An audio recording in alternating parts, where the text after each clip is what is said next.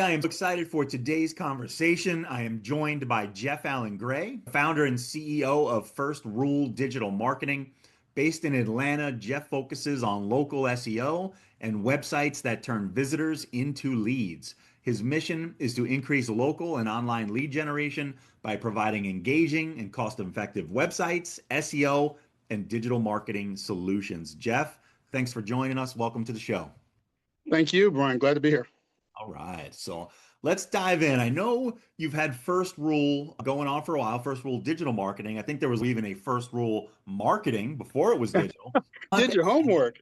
I did. So tell me what's different about what you're doing now than when you first started. You nailed it. First Rule Marketing was just a marketing company. I was doing consulting, selling for myself, e-commerce sites, affiliate sites. I was working for internet marketing gurus, doing sales for them. Eventually, I soured on that model and decided to deal with small to medium-sized brick and mortars. Moving into digital happened around when the quarantine started. I basically realized that a lot of small businesses, primarily businesses that were Black-owned companies or minority-owned or women-owned, that really weren't ready to make the transition from brick and mortar in person to digital. When you had to shut down and could no longer have people in your store, that shut a lot of businesses down. So my thinking was, well, I can help. I can level the playing field. I can bring some digital solutions to folks, e-commerce sites, websites, and that sort of thing. So in digital marketing then became the issue that a lot of businesses, I said they weren't prepared. They needed more than, you can't just step in an SEO website that's not there, or SEO website that is not internally built up to support an SEO effort. I had clients, I was like, I have to build you a new website. We started another company, Pro Web Design Atlanta. I would build the websites in such a way that would make them easier to SEO, started getting some good results. And then that morphed into, then I realized the real focus for a small business is local SEO. I can rank you nationally, but what good is that? If you're not selling online, I need somebody in your zip code. Pro Local SEO Atlanta. So between that triumvirate, I'm trying to cover everything. We'll build you a website optimized on-page SEO factors together. So when we come back with a pro local SEO strategy, I don't have to worry about built. It allows me to rank stuff really fast. I mean, I ranked a client, I built his website, I chose his domain, and I ranked him #1 for Brooklyn Health Clinic in 6 weeks. The website had been up for about 6 months, and he came back and said, what do we do now? And I said, well, let me do a couple things. It was already set up. So it works to my favor. If I'm able to build the website in such a way that I know all the little nuts and bolts of the website, then when I do SEO, it's much easier. I've got great tools for SEO. So that's basically the evolution. I started out trying to just provide services that businesses needed in marketing, social media. I did a lot of video, but I found people don't really know how to use it. You have to show them. I did videos for folks and they would just sit there like, oh, that's nice, that's cute. You realize, no, 200 hours went into this 3-minute video. I'd like for you to put it on Facebook. We just evolved to try to whittle down into what do businesses actually need. We can do all kinds of advertising, but at the end of the day, people go to Google. And if you're not on page 1 of Google, you're the tree that fell in the forest. A website, I don't care what it looks like. What I care is I can't find it. It's on page 7. Nobody's ever going to see it. This is what's absolutely necessary for a small business to be known in your local area and to control this area. Yeah, really good business lessons there, right? You learned a lesson. We can make these great videos, but if the client's not seeing value in them, that's not going to last very long, right? It's like, Not at okay, all. so you kind of reshifted and rebuilt your company so that you did it in a way where what they found valuable, they were going to find you for. And I think that that's something that a lot of agencies have had to do over the years. And I think it's a smart move. Start offering things people need, right? You're solving a problem they know they have.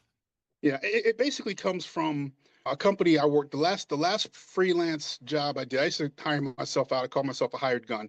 And I was basically a freelance closer, a salesman. I would come in and I'd be a shock to the system for your sales organization. People would step up or step out once I showed up because I just got off the phone. But the last guy I worked for, they crafted this strategy they called the irresistible offer. And that sticks in my mind. If you make your offer irresistible, nobody's going to say no, or they'll come back sooner or later. The point is to pack enough value in it. What can I do for you? I can build you a pretty website. Okay, but then what? I can give you a brand new car with an empty tank of gas. What are you going to do with it? Yep. You got to find somebody to put gas in it. That's basically it. So we just whittled down to, let me do something that provides real value over and above the money I'm asking you to spend. You'll never tell me no, and you'll never fire me. So do you, when you're having conversations with prospects or clients, tailor your services so they really see that value? What do those conversations typically look like? The first thing you have to do is show someone why they should still be talking to you. When I have a prospect, I do a lot of research to find out about their online presence and how they're showing up in the market. But the extra thing that I do is to go and investigate their competition.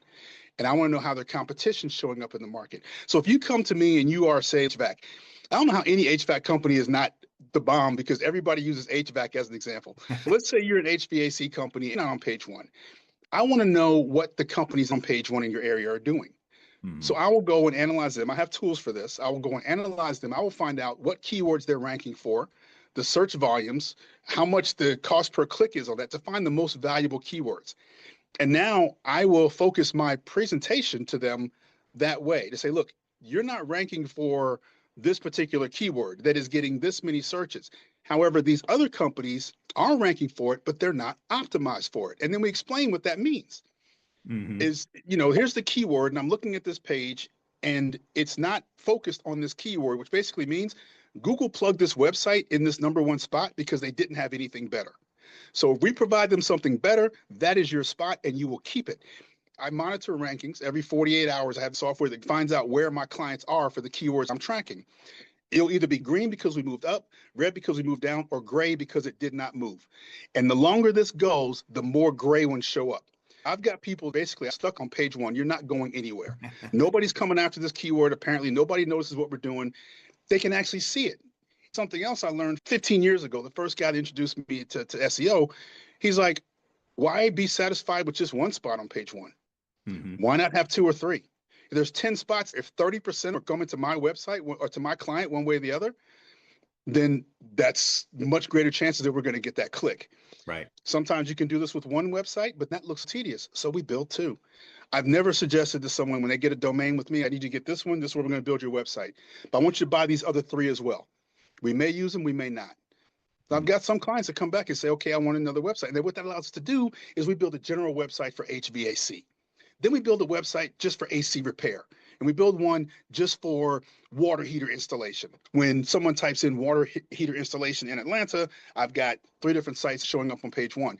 Any one of those you click, all roads lead back to my client. That's what I'm trying to do. I believe in a scorched earth policy. I want to dominate the market. I want to own it. No, it's a great strategy. We've done that a few times. You're looking at double the clicks by getting the second website up there. That's a fantastic strategy. Sounds like you're working with a lot of businesses, women owned, black owned, minority owned, but it also sounds like maybe some folks who are just getting started too. They don't have a website yet. Is that the typical relationship for you? I have one of my favorite clients, BoilingSpringSportsCards.com. It's my buddy Travis. He's good. They had a TV commercial on Sunday afternoon. I'm watching football. Here's this TV commercial, and there's no website listed. I'm Oh, like, why do you spend the money on a TV commercial and you don't tell about your website? So, of course, I did some research for some reason watching football. They didn't have a website. So I called them. What I also found out was they have competition on the same street in the same small little city in South Carolina where that guy didn't have a website either. So my sales pitch was simple. I called. I said, I noticed you don't have a website. They said, no, we don't. I said, I noticed you have competition. They said, yes, we do. And I said, well, he doesn't have a website either. Do you want to whip his behind? They started laughing. They said, yeah. So this guy had no website, nothing. When I went to meet him, he said, I've had people call me, email me.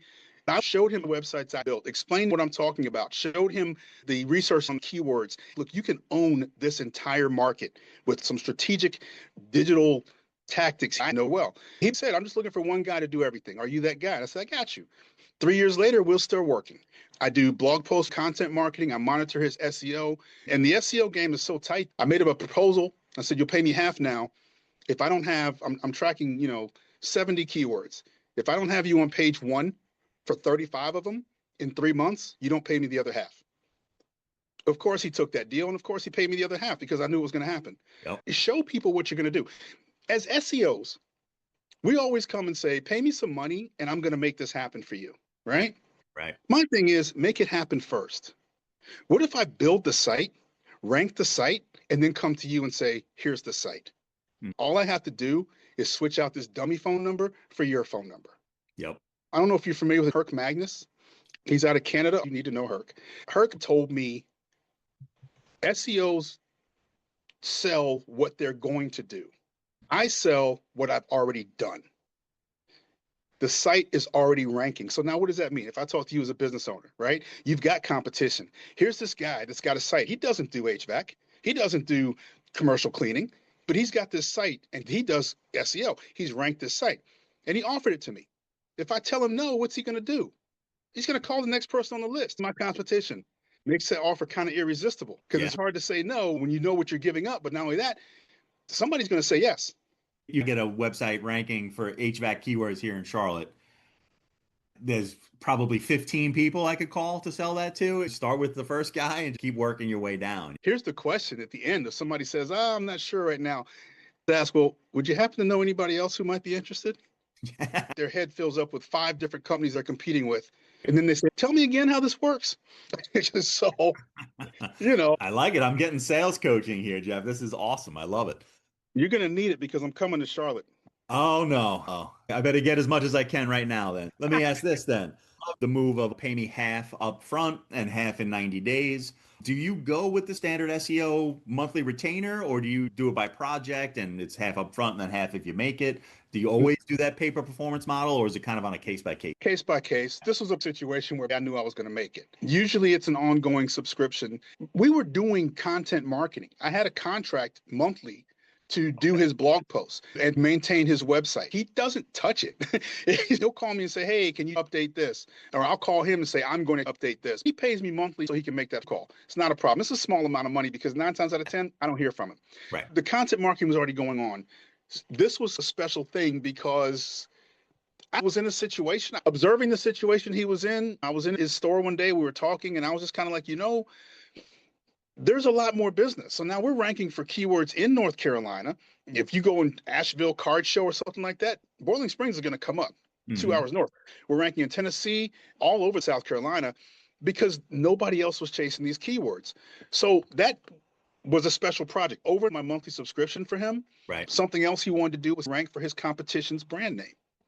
We're on page 1 for their name. My guy comes up on page 1 twice. Wow, that's awesome. I see that a lot on the paid search side where you bid on your competition's name so your ad shows up. But taking that to the organic side, that's something new. That's awesome. I don't do paid search. Yep. I don't. When I first got introduced to SEO, the gentleman who broke me into it real quickly, I was a mortgage loan officer in Atlanta. I've been doing that for like 15 years. 2007, of course, and a lot of people realized that this is not sustainable. The numbers that we're using, this is not going to work. So I decided to get a job and I got hired as a sales manager at a car lot. On my way to sign my contract, I had a near fatal motorcycle accident. It was like last weekend in September. I'm riding my bike because I'm not gonna be able to do this much longer. I woke up 4 days later in ICU. Everything's gone, no job. My industry is imploding and I was in the hospital for 2 months. When I got out, I started freelancing. I was always able to write well in high school. I started looking for freelance jobs, ended up with this guy who had me writing content. Basically, remember the articles, the fake articles about teeth whitening and continuing education? He had me doing those. He liked it. I was a salesman. I wrote with a sales focus to convert.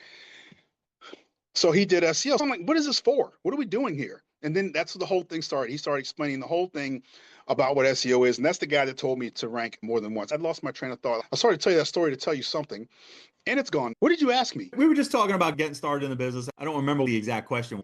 I forget what I told you, but I'm not even sure what we're talking about. Well, tell me about your start then. The accident, you got out, started freelancing. Eventually, I started learning what SEO was. I got curious. I learned how to build a website, built my first e-commerce. I was doing e-commerce product descriptions for this guy to Germany. And I'm like, what is this for? He says, oh, it's an e-commerce site. I built my first website on a platform called Magento, which is extremely complicated. He sent me this big manual and he's like, here, learn. I built a website. My uncle had a multinational hair care brand. And so I built a website to drop ship. I asked him, will you drop ship for me? He said, yes. E-commerce site to sell his products. Now, what little bit I knew about SEO, which was crazy, was I outranked the manufacturer's website for his brand name. It cost me a lot of time, but in actual dollars, it was like $30 to build this website. So I wrote a book, How to Start an Online Business in 30 Days for $30, because 2 weeks after I launched the website, I got an order and we were even. I got an order for like $50. And I'm like, oh my God, I'm profitable that quick. That was the first one, and started working with that, doing e-commerce sites and trying to build that or work with that. That worked for a while. Then we discovered Amazon affiliate sites with a guy named Kirk Chrysler, who had software that would basically automate the building of an Amazon affiliate site.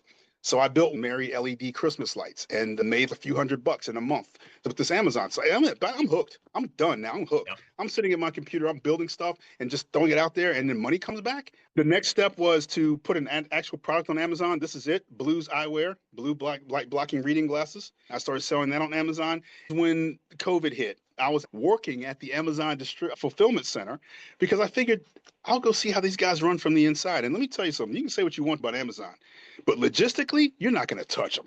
It's a machine. It's crazy. Everybody complains about, oh, the work it wasn't that bad. It was work, right? New generation, maybe, I don't know. But for my generation, it was work. It's 10 hours hustle, but they paid well, treated you decent. I learned a lot being there, how Amazon works, drop shipping, e-commerce, the whole nine. That helped as well. And then we came with the quarantine. And I was thinking of what I was doing. I said, I think I got a shot. I think I can do this. Had a couple of clients. Did start with some video, doing videos for people. But again, that was hard to leverage. And it was really hard for me to sell because it wasn't something I was totally focused on selling. And so, it kind of snowballed into actually dealing with clients and working with people. I've had people, like you said, that did not have websites that I built them from scratch. Most of my clients don't have websites. I have another guy, optometrist. He's a big client of mine. He actually has 3 websites with me now. This was referral. Someone said, hey, my client needs SEO. I went to his website, called the person back, and I said, ask your client if they're open to a new website because I can't do much with this one. I had to explain that. I had to give him a nice proposal showing him exactly why I was saying this, what the differences are, what your website is missing, and why it matters. And of course, he said, okay, let's give it a shot. He's extremely happy now. His website is ranking #1. Matter of fact, he called me, said he went to an optometry convention and there was a company there. There's like, oh, we specialize in optimizing optometry websites and SEO. And the guy says, okay, I got a guy working on mine. He says, oh, yeah, let me check you out and see what you're doing. So he says that the guy pulled his website up and did his little research. He was like, you guys pretty good. He's like, you're ranking high. You're in good shape. And so my guy called me that, and I was like, I told you that 6 months ago when I met you. However, it's all good. But that's it, man. You're just basically trying to find what's necessary and providing it at a value that somebody can see the value in it. I don't try to get rich off every deal. I'm trying to keep you for a while, not have to look for new clients all the time. That's the grind. Can we talk about the problem with this industry? Absolutely. The barrier for entry is too low. Anybody can say they do it. You don't have to know what you're doing. People call themselves digital marketers, and all they do is paid ads. That's not digital marketing. Organic ads, organic listings. Yes. I don't do pay-per-click because organic listings are priceless. You cannot buy them. If I can bid on something, it's not that valuable to me. When you don't have a price tag on it that you've got to earn it, you can't buy an Olympic gold medal, right? You spend your entire life earning that. So organic listings are special because the second you stop pay-per-click, your traffic dies. But if I stick somebody at position 2 or 3, that traffic is forever, right? Once I establish my brooklynhealthclinic.com in the #1 spot for the term Brooklyn Health Clinic, it's going to be hard to knock. I built a fence before. It's like a garden, right? You got a garden, you got rabbits and deer. Before you plant the plants, you build the barrier. So I call it a digital fence. Like, we're not just going to get this one domain. We're going to get these other 5, if for no other reason but to stop somebody else from getting them. And we're going to build a little fence around this keyword in your area so nobody touches us. Once we get these positions on page 1 for, however many variety of keywords that we're looking for, it's just it. You're stuck because we have blocked everybody else out before we even let them know we were there. All right. If I show up and start ranking and then try to do the fence, somebody can get in, but nobody gets inside the wire, period. Love that. It's a good strategy. It's a real good strategy. When it works. So is there any kind of specific industry you find yourself focusing on the most? You've shared some awesome stories. It seems like you're in a few different industries. Is there one you find yourself in more often than others? Not really. No, because basically the skills that I have can apply to anything. It'll translate. And that's basically I want to be universal. I'll rank your website. It's like math, in my mind, math is like the great thing. If I knew when I was a kid what I know now, I would have spent more time studying mathematics. Mathematics explains everything. The problem is most of the formulas we haven't figured out yet. What I do on SEO, it's not emotional. It's just data. It doesn't matter. It's like you're good at ranking plumbers, but not so good at ranking electricians. The steps to rank them are pretty much the Oh, same. It's just a matter of changing your focus. Pretty confident. I've developed a formula that works for any industry. Now it's just finding people that need it. I don't spend my time on page one calling people be your website person, your content. They don't need me. They got there on their own. But the guy on page 3, he needs me. He doesn't know he needs me, but I can show him. He knows the people on page 1. He knows what kind of business they're doing. Do you want to get in that arena or stay on the beach? It's up to you. How could you say no? Yeah. If I can actually provide value, at the end of the day, it's like that. It's any sales, man. I'm old school. You get a sales job, it was straight commission. There was no salary. You had to actually close to eat. So, I background before I was a loan officer, I worked at a boiler room stockbroker firm called Chatfield and Dean, which is, if you've ever heard of it, ever saw the movie Boiler Room, that was it. I promise you, it was the same. They even dressed the same. I learned a lot. I would never trade that experience because my manager made me a beast on the phone, period. Yeah. But if you're you just have to provide you have to provide what people need, give them value for what they're doing far beyond what they're paying, and something they can hold on to. Again, paid ads, you can't hold on to that. Once that money stops going, and somebody can outbid you, or somebody, and that's another thing people understand about paid ads. It has nothing to do with how much you bid. That's a minuscule. You can bid $10 and somebody else can get the spot for $5 because their quality score is higher or their landing page is better optimized. Just getting paid ads is a half of it. You have to design the entire funnel to support the ad, or your ad's not even going to show up no matter how much you bid, right? Yep. I don't have that problem with organic listings. They're tougher to get, but once I get it, it's very hard for you to take it away. If you got something that pays out without you paying in. That's how you get those long-term relationships. Yeah. I think so. So I stick with somebody that made me money. And that's basically it. That's my pitch. My name's Jeff Gray. I'll make you money. I love it. Is your go-to-market now, when you're trying to grow your agency, do you lean on your skills of being able to dial and do sales? Like, are you cold calling still, or how do you go about getting new clients? I'm sure you have a referral base, but how else are you getting clients? I just found this the other day, so I have to read it to you because I don't know it exactly. But basically, don't chase leads, attract them with smart strategic positioning. Pre-sell prospects before talking to them. If you build it, right? Build it first, or show them what you're going to build. And that way, it's like, I don't have to chase you around. I can call you and say, look what I did, or make sure you see what I did. And now you're calling me like, hey, what's the deal with this? I built this beautiful website to attract clients and put a phone number on saying, hey, this website's available. Give me a call. If I rank it and somebody else is happening to look on page 1, let me see who's ranking for this. Where am I ranking? They see this new company, this new website. If you are a contractor doing your own research, you see the site, you're like, oh, this guy's not a plumbing contractor. He just has this great site and it's in position 3. Maybe I'll give him a call. So yes, we like to put myself out there so that people come to me because that's just easier, right? Yep. I have an analogy for you. Can I drop it? Yeah, of course. This is my favorite. Yes, you can lead a horse to water, but you cannot make him drink. But that's not your job. Your job is to make him thirsty while you're leading him to the water. And then all you have to do is show him the water, right? That's it. My thing is, I told people I've never sold anything. I just happen to be the guy standing there with the paperwork. If you decide to buy it, there's no buyer's remorse, right? If you feel like somebody pushed something on you or put you in a situation that you don't want, you have this kind of resentment. But if you build the value in your sales pitch, the yes is a no-brainer. It's obvious. You'd be an idiot to say no. I don't have to make you drink. I don't have to force you into that. You're going to be chasing me and begging me. If I have identified your problem and shown you a solution, if I can remove that pain, here's the solution. Do you want it or not? Most people take it. Yep. We used to call it the motivating pain. Find out what it is. Let people know I can take this away. And so, that's basically my sales strategies. I talk to people. I find out where they are, what they need, and I show them examples. This is how I fulfilled that for this client. It makes it easier to convince them I'll do the same for them. Right. Because they see it. Yep. 100%. Well, Jeff, we're getting close to time here. I am getting nervous about you coming to Charlotte. I can't say I love that, but this has been amazing chatting with you. Before we wrap things up, though, I did want to go back a little bit. You were telling me the story where, you got into that motorcycle accident. You were in the hospital. You got out and you started doing freelance. And I'm just wondering, like, when did it become, okay, I'm going to stop with freelance or with projects? Like, you had a lot, and I was the same way. I had drop shipping. I had info products. I had all kinds of my own stuff. But then I decided I'm going to focus on local SEO and being an SEO agency. I'm interested to hear how that happened for you when you finally hit that spot where you're like, you know what, I'm gonna be an agency. I'm gonna do it this way. Yeah, that goes back to Chatfield Dean, actually. We used to have a saying that if you help enough people get what they want, they'll make sure you get what you need.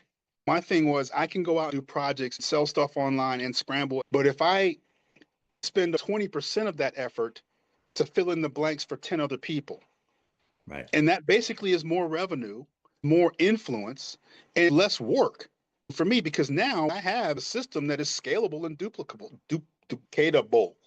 And so I can just apply it. Whereas if you're always scrambling, oh, we did the drop shipping, oh, we did the e-commerce, Yep. oh, Yep. we're going to do affiliate. Well, now you got to come up with something new every week.